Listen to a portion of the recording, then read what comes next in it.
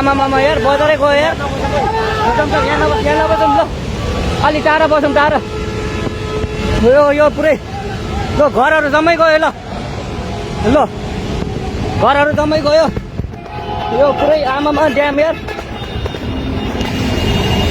तिब्बत तर्फबाट आएको बाढीले रसुवा नुवाकोटमा ठूलो क्षति पुर्याएको छ। रसुवाको भुटेकोसीमा आएको बाढीले रसुवामा ठूलो क्षति पुर्याएको हो। रसुवाको गोसाइकुण्ड गाउँपालिकाको कार्यपालिका सदस्य पेमा दोर्जे घलेका अनुसार टिमुरे गाउँ नै बगाएको छ। टिमुरे गाउँ नै बगायो, कति मान्छे बेपत्ता भए थाहा छैन। घले भन्छन् सग्लो घरहरू एउटै छैनन्, लगभग 150 मानिसहरू उकालो लागेर बाँचेका छौं। उनका अनुसार टिमुरेमा लगभग 100 भन्दा बढी घरहरू थिए। त्यहाँ कति मान्छे जोगिए भन्ने भन्न सक्ने स्थिति छैन।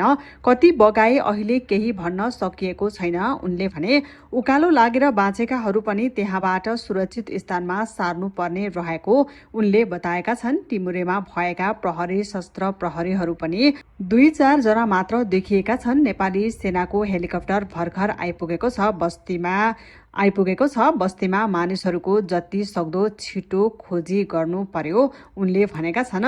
रसोमा चिनिया क्षेत्रबाट अकस्मात बाढी आएपछि भुटेकोसी नदीमा अचानक ठूलो बाढी आउँदा टिमुरे भन्सार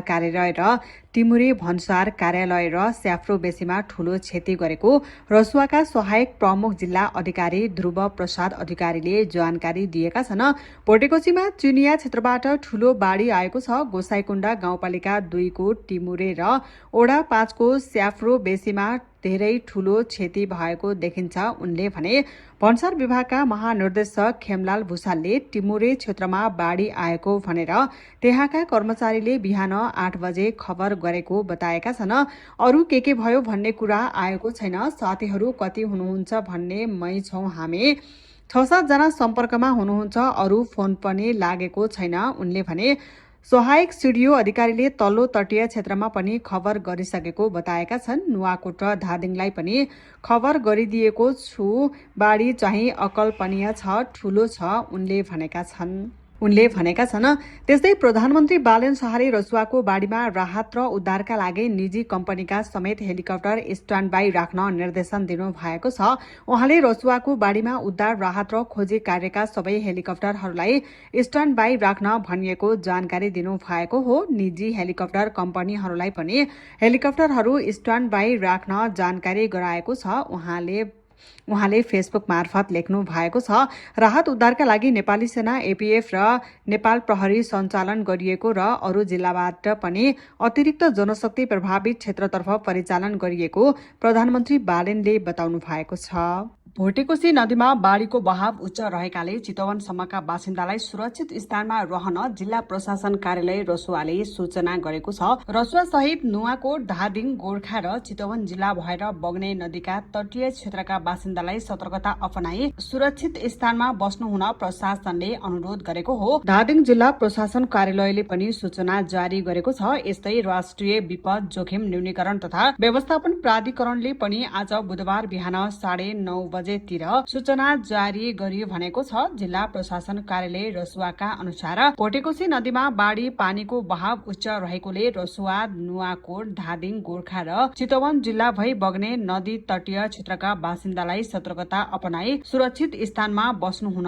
अनुरोध गरिएको छ। तिब्बत तर्फबाट आकस्मिक रूपमा आएको बाढीले नेपालको टिमुरे बजार क्षेत्रमा ठूलो क्षति भएको छ। प्रधानमन्त्री बालेन्द्र शाहले रसुवा बाढी सम्बन्धमा निम्न कुराहरू भन्नुभएको छ। उद्धार तथा राहत कार्यका लागि नेपाली सेना, सशस्त्र प्रहरी बल र नेपाल प्रहरी परिचालन गरिएको छ। अन्य जिल्लाहरूबाट पनि अतिरिक्त जनशक्ति प्रभावित क्षेत्रतर्फ मुभ भइसकेको छ। विपद व्यवस्थापन प्राधिकरण सक्रिय छ। Medical team, scout, red cross सबैसँग समन्वय हुँदै आवश्यक कदम चाल्न भनिएको छ। जनशक्ति पनि प्रभावित एरियामा पठाउने प्रक्रिया अघि बढिसकेको छ। तल्लो तटीय क्षेत्रका बासिन्दाहरूलाई तत्काल सुरक्षित स्थानमा स्थानान्तरण गर्न सम्बन्धित सिडिओलाई निर्देशन दिएको छ। एसएमएस कल मार्फत जानकारी गराउने, सुरक्षित स्थानमा जान अलर्ट गरिएको छ। सम्बन्धित उद्धार तथा राहत कार्यका लागि सबै हेलिकप्टरहरूलाई स्ट्यान्ड बाईमा राख्न भनिएको छ।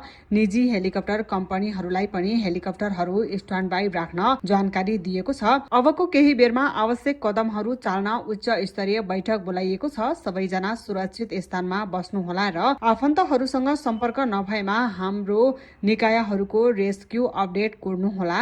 1234 नम्बरमा सम्पर्क गरी अन्य जानकारी र राहत बारे बुझ्न सकिनेछ भन्नुभएको छ। तिब्बत तर्फबाट रसुवाको भोटेकोसीमा बाढी आएको छ, तर क्षतिको विवरण आउन बाँकी छ। प्रमुख जिल्ला अधिकारी नरेन्द्र परियार धेरै थोक नोक्सान भएको बताउनु भएको छ। अकस्मात बाढी आयो, धेरै थोक नोक्सान भएको छ। उहाँले भन्नुभयो, तल्लो तटमा हाइड्रोका आयोजनाहरू बगेको भन्ने आएको छ। बस्तीमा पनि बाढी पसेको खबर आएको छ। धेरै कुरामा क्षति भएको छ। नेपाली क्षेत्रमा पानी नपरेकाले पारी चीनबाट आएको हुन सक्ने उहाँले बताउनु भयो। हाम्रो साइडमा ठूलो खालको ग्लेसियर थिएन, पारीबाट आएको भन्ने छ।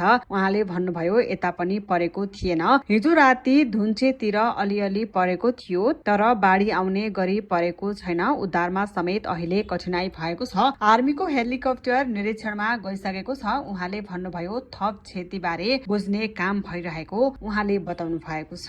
त्यस्तै नेपाली सेनाका 2वटा हेलिकप्टर रसुवाका लागि उडेका छन्। नेपाली सेनाका प्रवक्ता तथा सहायक रथी राजाराम बस्नेतका अनुसार 2वटा हेलिकप्टर बाढी प्रभावित क्षेत्र रसुवातर्फ गएका छन्। थप अर्को हेलिकप्टर पनि जाने तयारीमा रहेको उहाँले बताउनु भयो। साथै स्थल मार्गबाट पनि सेनाको टोली घटनास्थलतर्फ गएको छ। थप विवरण आउन बाँकी रहेको उहाँले बताउनु भएको छ। त्यस्तै रसुवामा ठूलो बाढी पहिरो आएपछि ट्राफिक प्रहरीले 4 जिल्ला जाने सवारी साधनलाई काठमाडौँमै रोकेको छ। काठमाडौँबाट रसुवा, नुवाकोट, चितवन र धादिङ जाने सवारी साधनलाई काठमाडौँमै रोकिएको काठमाडौँ उपत्यका ट्राफिक प्रहरी कार्यालयका एसपी नरेश राज सुवेदीले बताउनु भएको छ। बाढीलाई मध्यनजर गर्दै ती जिल्लाहरूमा जान लागेका सवारी साधनलाई काठमाडौँमै रोकिएको छ।